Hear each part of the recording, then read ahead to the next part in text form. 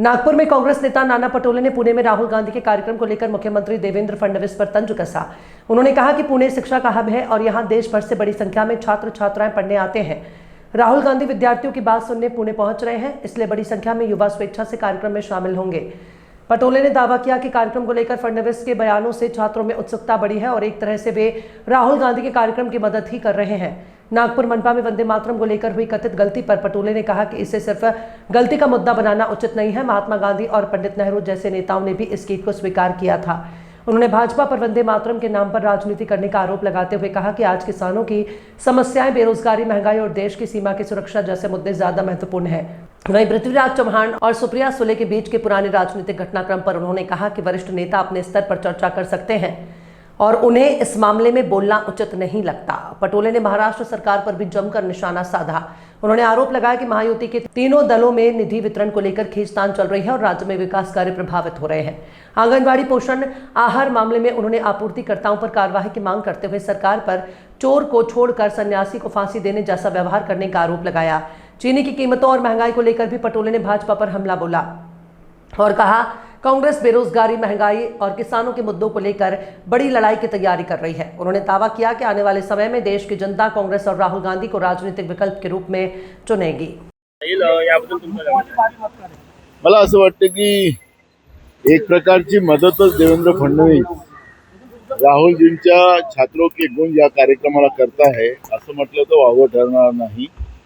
पुणे शहरामध्ये मोठ्या प्रमाणात, कारण की ते एज्युकेशन हब आहे महाराष्ट्राचं नव्हे तर देशाचं, जागतिक पातळीवरचं, त्या ठिकाणी मोठ्या प्रमाणात शिकायला मुलं मुली बाहेरून येतात आणि म्हणून राहुलजीचं जे विद्यार्थ्यांच्या प्रती जे मत आहे ते मत ऐकण्यासाठी, विचार ऐकण्यासाठी आणि ज्या पद्धतीनं राहुलजी या विद्यार्थ्यांसाठी लढतात आहेत त्या सगळ्या भूमिका ऐकायसाठी मोठ्या प्रमाणात लोक येतात आहेत। जी काही ग्राउंडची मर्यादा आहे त्याच्या 5 पटीने मुलं मुली स्वयंपूर्तीने त्या ठिकाणी येणार आहेत। त्यामुळे काँग्रेसच्याच कॉलेजचे, शाळेचे विद्यार्थी येतील असा समज टाकून एक प्रकारची विद्यार्थ्यांमध्ये प्रेरणा देण्याचं काम फडणवीसांनी केलेलं आहे। त्याच्यामुळे राहुलजीच्या सभेला एक प्रकारची फडणवीसांनीच मदत केलेली करताय असं आपल्याला वाटतं आहे। नागपूर महानगरपालिकेच्या सर्वसाधारण सभेमध्ये वंदे मातरम 2 कडवेच म्हटले गेले। एकीकडे भाजप नेहमी काँग्रेसवर आरोप करतात, आज त्यांच्याकडनं चूक झाली।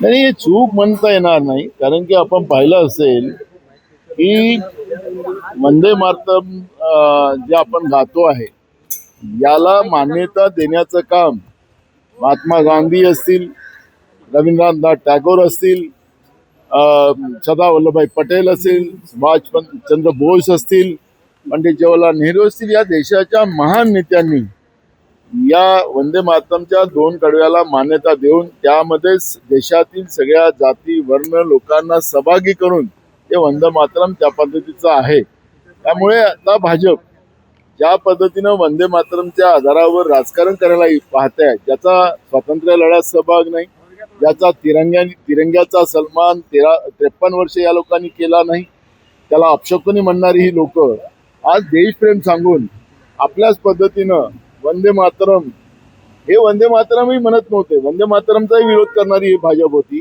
त्यामुळे मला असं वाटतं की वंदे मातरमचं राजकारण न करता आज शेतकऱ्यांचे प्रश्न महत्वाचे आहेत, बेरोजगारांचे प्रश्न महत्वाचे आहेत, विद्यार्थ्यांचे प्रश्न महत्वाचे आहेत, महागाई महत्वाचा आहे, देशाच्या सीमा अजून सुरक्षित नाही, या सगळे प्रश्न आज आपल्यासाठी महत्वाचे आणि काँग्रेस या मुद्द्याला घेऊन भाजपच्या या नकली राष्ट्रप्रेमाचं आम्हाला कुठलंही घेणं देणं नाही। त्याच्यामुळे मला वाटतं की आमच्यासाठी जनतेचे प्रश्न महत्वाचे आहेत आणि म्हणून आम्ही ते प्रश्न घेऊन चालतो। पृथ्वीराज चव्हाण असं म्हणाले की 2014 मध्ये शिवसेना, राष्ट्रवादी काँग्रेस आणि काँग्रेस सरकार स्थापन करणार होती। यावर आता सुप्रिया सुळे असं उत्तर दिलं की नेहमीच राष्ट्रवादी काँग्रेसला चुकीच्या बॉक्समध्ये ठेवलं जातं, केंद्रातली काँग्रेस आणि राज्यातल्या काँग्रेसमध्ये समन्वय नसल्यामुळे हा संपूर्ण घोळ होतो। मला वाटतं की मी असेल की सुप्रिया ताई असेल, आता पृथ्वीराज चव्हाण साहेब एक सिनियर नेते आहेत, ते पीएमओ मध्ये पण मंत्री म्हणून काम केलेलं आहे आणि राज्याचे ते मुख्यमंत्री राहिले, एक सिनियर नेते आहेत। त्यांच्या काळात त्यावेळेस काय काय घडामोडी झाल्या हे त्या पातळीचेच नेते त्या ठिकाणी चर्चा करू शकतील. त्यांनी काही मांडलं असेल तर त्याच्यातलं त्या काळात त्यांच्यासमोर काही घडलं असेल. आमच्यासमोर तसं काही घडलेलं नाही. त्याच्यामुळे मला वाटतं की त्याच्यावर आम्ही वक्तव्य करावं असं मला वाटतं. सुप्रियाताईंचं जे म्हणणं आहे की काँग्रेस केंद्रातली काँग्रेस आणि राज्यातली काँग्रेस यामध्ये थोडा समन्वय नाही.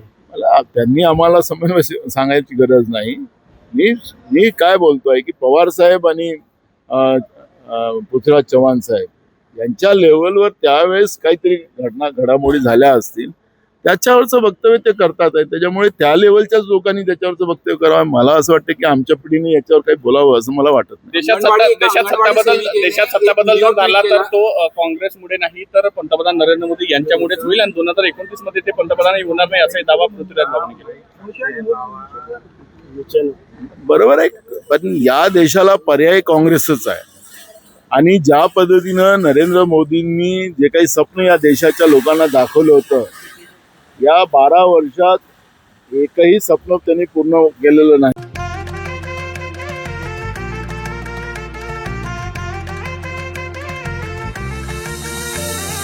मानापानाचा नात्या गोत्याचा पसारा लई बाई वाढला.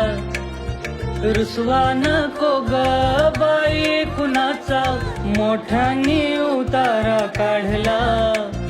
लगीन घाई सुचून दे खरेदीने पणा काढला.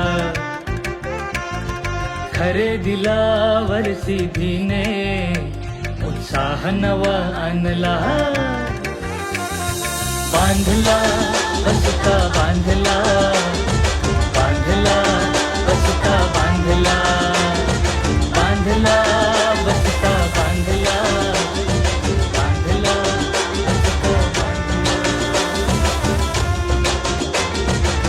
कमी किमतीत आणि क्वालिटी सोबत बरं का. आहे तर शक्य आहे.